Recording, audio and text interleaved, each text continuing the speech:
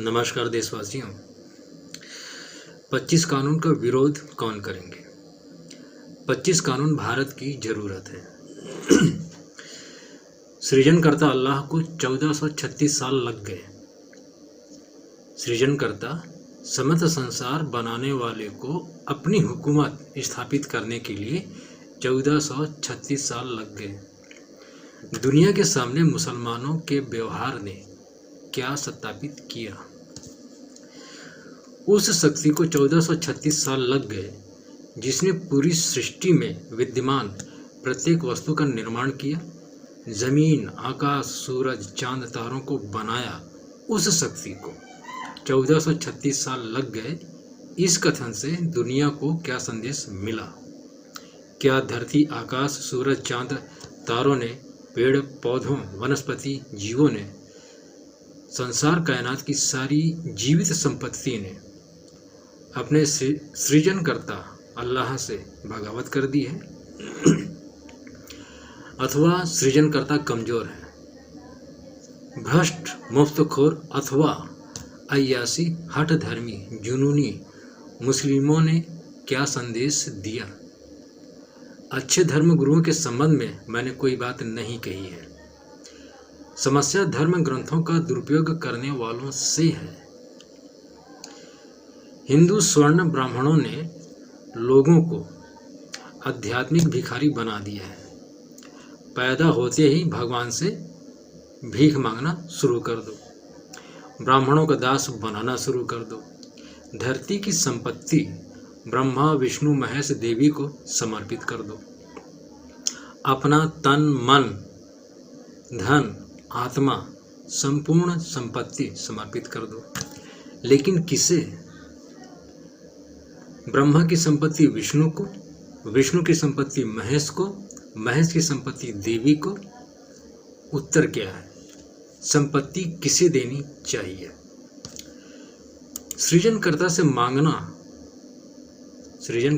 मांगना भीख नहीं है। वह हमारा सृजनकर्ता है। उनसे कहना है हमें यह चाहिए। हमें प्रार्थना करके उनसे अपनी बात कहनी है, यह चाहिए। यदि हमारी मांग उचित है तो वह मिलेगा, अथवा मांग पूरी न किए जाने के संबंध में शिक्षा मिलेगी।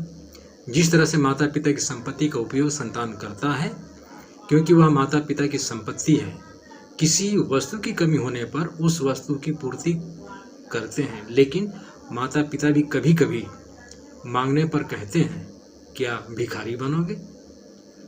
अपनी मेहनत की खाना शुरू कर दो, अपनी मेहनत की खाओ, मेहनत करो तब खाओ। माता पिता तो इंसान है, पंडित, मौलाना, ब्राह्मण तो समस्त संसार सृजनकर्ता की बात करते हैं। तो क्या समस्त संसार सृष्टा दान, उपहार, चंदा की खाने का उपदेश दिया? तो सभी नागरिकों को दान, उपहार, चंदा की धन राशि का उपयोग करना चाहिए। मेहनत कोई नहीं करेंगे। सृजनकर्ता बहुत बलवान, शक्ति संपन्न है। अब अहम बात, बहुत बड़ा प्रश्न। सारे संसार वाले की स्तुति मुसलमान बनने के बाद की जा सकती है, अथवा बिना मुसलमान बने सारे संसार बनाने वाले की स्तुति कर सकते हैं? क्या कोई प्रतिबंध है? मुसलमान बनने के बाद ही सारे संसार वाले की स्तुति कर सकते हैं? तो यह प्रतिबंध किसके द्वारा लगाई गई है? भारत देश के नागरिकों को कितनी खुशी होगी। सिर्फ सारे संसार वाले की स्तुति करो और 4 पत्नियों के साथ रहने का अवसर मिलेगा। मांस डट के खाओ। न्यायपालिका में अर्जी लगानी होगी। कहेंगे हम भी सारे संसार वाले की प्रार्थना स्तुति करेंगे, 4 पत्नियों के साथ घूमा करेंगे। महिलाएं क्या कहेंगी? सोच लो। छोटी सी कविता। अय्यो अय्यो रामा गजब हो गया, साधु पंडित मौलाना में देखो खटपट हो गया। बोले तुम्हारे कारण देखो दान चंदा बंद हुआ सबका, देश में 25 कानून लागू हो गया। साधु पंडित बोला मौलाना से, मौलाना बोला पंडित साधु से, जनता कितना खुश हो गया। आचरण श्रेष्ठ रखते अगर आध्यात्मिक दुकान हमारी खुली रहती, देखो बंद हो गया। संचालक बोला साधु पंडित मौलाना कहाँ टेंट लगाऊं, धंधा तुम्हारा बंद हो गया। भ्रष्ट धर्म गुरु चिल्लाते बोला चने झाड़ चढ़ाया, साथ चढ़ते तुमने देखो गिर गया। श्रेष्ठ धर्म गुरु मुस्काते बोला, श्रेष्ठ धर्म गुरु मुस्काते बोला लाठी ऊपर वाले की बेआवाज, प्यारे जम के पड़ गया।